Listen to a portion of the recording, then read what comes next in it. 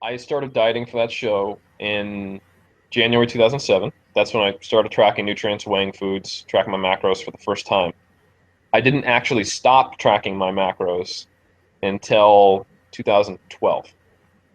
So that Mm. was 5 years of weighing and tracking foods. It doesn't mean I would have, it doesn't mean that I didn't go out to eat with my wife or eat out at holidays or take days off tracking the food, um, or revert from macros to just calories, or maybe make a 48-hour window where I could hit it. But I was always tracking. And when I could, I would weigh it out.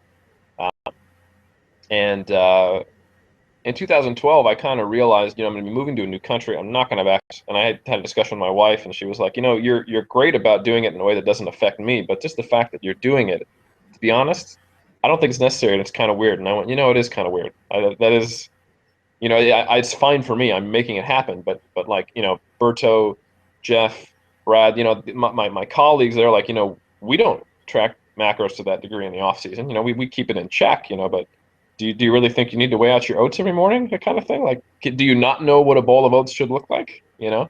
Um, so now so I got to New Zealand. I was like, do I really need to do this? I've heard that the body actually has a way to regulate body weight. I heard it's called like hunger and satiety. Wouldn't it be nice if I could actually start to use those signals again? So for the last 3 years, I have just been eating as I want and just basically keeping mindful of the things that I habitually don't keep in place in the off season, which is under eating. Because I get to a certain point and I just lose my hunger. Like right now, I'm maintaining about 201, 202, reasonably lean.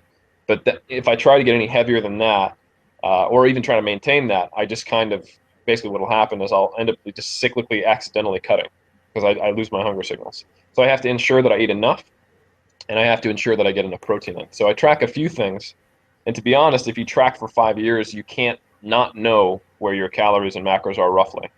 Like I can always tell you about where I'm at for the day, and sometimes I'll check it, um, and I'm always right. Like for example, I'll give you two examples to show you what 5 years of macro tracking does to your ability to kind of see the zeros and ones in the matrix, kind of thing.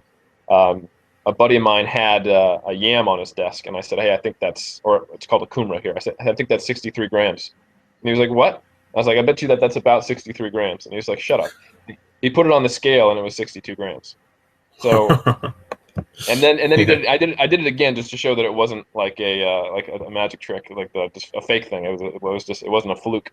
Um, and then also another example would be I participated in a study for a 16-week diet tracking study. We used MyFitnessPal and tracked, and it started with a 4-week baseline period. And the researcher who I was working with was like, we're just going to track your baseline calories, and you'll come in, and then we'll go from there. And I said, I think I'm probably taking in about 2,800 calories on average, and I bet I get about 2 grams per kg of protein. And he said, okay, well, we still got to track. And I said, okay, sure. So at the end of the 4 weeks, it comes back. Average calories are 2,741. My protein intake is 174, which is just barely under. I was at 90 kg, so I can't not know where I'm at, but I'm not chucking everything on the scale. I eat anywhere between 2 to 4 meals a day. I eat out as much as I want, so I'm actually using the skills I learned rather than let them being kind of like a crutch or training wheels that I just don't need anymore. And that is something that I actually could encourage my athletes to do in the off season, is get down to tracking the minimal amount of variables to be consistent rather than all of the variables, which is more appropriate just for contest prep.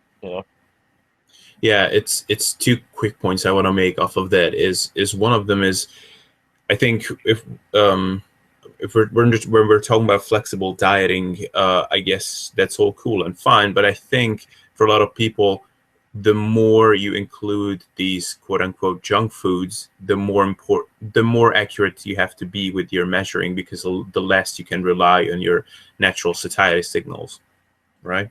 That's a great point. I mean, the foods that we consider quote unquote junk, they are a component, not all of the obesity epidemic, because they increase satiety more than they blunt it by eating it. So people tend to overeat. And they're packed with calories. When you have a really, really high fat and high sugar item, the average person, even with some nutritional knowledge, will guess, and they'll be like, "Oh, yeah, it's probably 200." They're like, "No, that's a 600-calorie cookie," and you're like, "What?" So it makes you more likely to be off, and you can't trust your natural signals as much. So you're 100% right.